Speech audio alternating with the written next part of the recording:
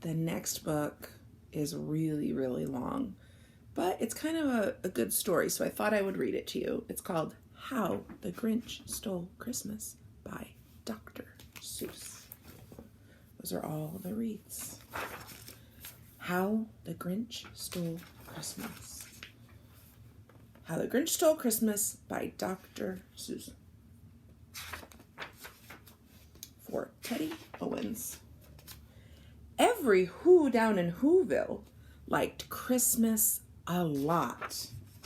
But the Grinch who lived just north of Whoville did not. The Grinch hated Christmas, the whole Christmas season. Now, please don't ask why. No one quite knows the reason. It could be his head wasn't screwed on just right. It could be perhaps that his shoes were too tight. But I think that the most likely reason of all may have been that his heart was 2 sizes too small. But whatever the reason, his heart or his shoes, he stood there on Christmas Eve hating the Whos, staring down from his cave with a sour, grinchy frown at the warm lighted windows below in the town, for he knew every Who down in Whoville beneath was busy now hanging a mistletoe wreath. And they're hanging their stockings, he snarled with a sneet. Tomorrow's Christmas, it's practically here. Then he growled with his Grinch fingers nervously drumming, I must find some way to stop Christmas from coming. For tomorrow, he knew, all the Who boys and girls would wake bright and early. They'd rush for their toys. And then, oh, the noise. Oh, the noise, noise, noise. That's one thing he hated. The noise, noise, noise.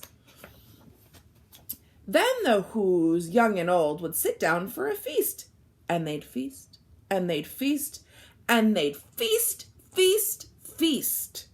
They would feast on Who pudding and rare Who roast beast, which was something the Grinch couldn't stand in the least.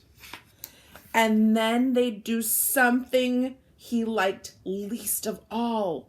Every Who down in Whoville, the tall and the small, would stand close together with Christmas bells ringing. They'd stand hand in hand, and the Whos would start singing. They'd sing, and they'd sing, and they'd sing, sing, sing, sing. And the more the Grinch thought of this Who Christmas sing, the more the Grinch thought, I must stop this whole thing. Why, for 53 years I've put up with it now. I must stop this Christmas from coming. But how? And then he got an idea. An awful idea. The Grinch got a wonderful, awful idea. I know just what to do, the Grinch laughed in his throat, and he made a quick Santa Claus hat and a coat. And he chuckled and cluckled, what a great Grinchy trick. With this coat and this hat, I look just like Saint Nick. All I need is a reindeer. The Grinch looked around, but since reindeer are scarce, there was none to be found. Did that stop the old Grinch? No, the Grinch simply said, if I can't find a reindeer, I'll make one instead. So he called his dog Max, then he took some red thread and he tied a big horn on the top of his head.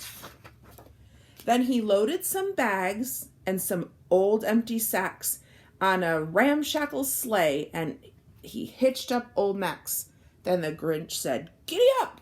And the sleigh started down toward the homes where the Whos lay snoozing in town. All their windows were dark, quiet snow filled the air. All the Whos were all dreaming sweet dreams without care.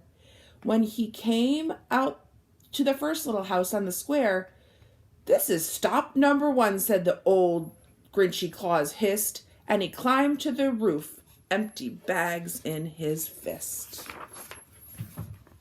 Then he slid down the chimney, a rather tight pinch, But if Santa could do it, then so could the Grinch. But he got stuck only once, for a moment or two. Then he stuck his head out of the fireplace flue. Where the little Who stockings all hung in a row, these stockings, he grinned, are the first things to go.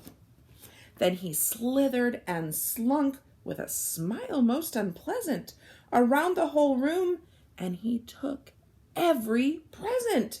Pop guns and bicycles, roller skates, drums, checkerboards, tricycles, popcorn and plums. And he stuffed them in bags. Then the Grinch very nimbly stuffed all the bags one by one up the chimney. That is not nice. Then he slunk to the icebox. He took the Who's feast. He took the Who pudding. He took the roast beast. He cleaned out that icebox as quick as a flash. Why, that Grinch even took their last can of Who hash. Then he stuffed all the food up the chimney with glee. And now, grinned the Grinch, I will stuff up the tree. And the Grinch grabbed the tree and he started to shove when he heard a small sound like the coo of a dove. He turned around fast and he saw a small Who, little Cindy Lou Who was not more than 2. The Grinch had been caught by this tiny Who daughter who'd got out of bed for a cup of cold water. She stared at the Grinch and said, Santa Claus, why are you taking our Christmas tree? Why? Oops. The pages are stuck and there we go, and I can't get them. But you know that old Grinch was so smart and so slick. He thought up a lie, and he thought it up quick. Why, my sweet little tot, the fake Santa Claus lied. There's a light on this tree that won't light on one side, so I'm taking it home to my workshop, my dear. I'll fix it up there, then I'll bring it back here. And his fib fooled the child. Then he patted her head, and he got her a drink, and he sent her to bed.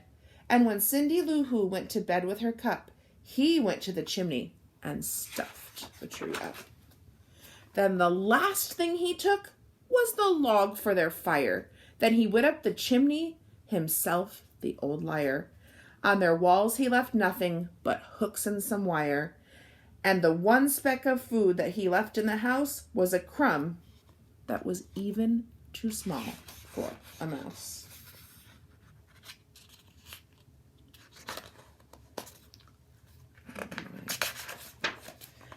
Then he did the same thing to the other Who's house, leaving crumbs much too small for the other Who's mouses. It was 1/4 dawn, and the Who's still abed, and the Who's still a snooze when he packed up his sled. Packed it up with their presents, their ribbons, the wrappings, the tags, the tinsel, the trimmings, the trappings. 3,000 feet up the side of Mount Crumpet, he rode with his load to the tip-top to dump it. Pooh-pooh to the Who's, he was grinchiously humming. They're finding out now that Christmas is coming. They're just waking, that no Christmas is coming. They're just waking up. I know just what they'll do. Their mouths will hang open a moment or two. Then the Who's down in Whoville will cry, boo, boo. That's a noise, grinned the Grinch, that I simply must hear. So he paused, and the Grinch put his hand to his ear. And he did hear a sound rising over the snow. It started low, and then it started to grow. But the sound wasn't sad. Why, this sounded merry. It couldn't be so, but it was merry, very. He stared down at Whoville. The Grinch popped his eyes. Then he shook. What he saw was a shocking surprise. Every Who down in Whoville, the tall and the small, was singing without any presents at all. He hadn't stopped Christmas from coming. It came. Somehow or other, it came just the same. And the Grinch, with his Grinch feet ice cold in the snow, stood puzzling and puzzling. How could that be so? It came without ribbons. It came without tags. It came without packages, boxes, or bags. And he puzzled 3 hours till his puzzler was sore. Then the Grinch thought of something he hadn't before. Maybe Christmas, he thought, doesn't come from a store. Maybe Christmas, perhaps, means a little bit more. And what happened then?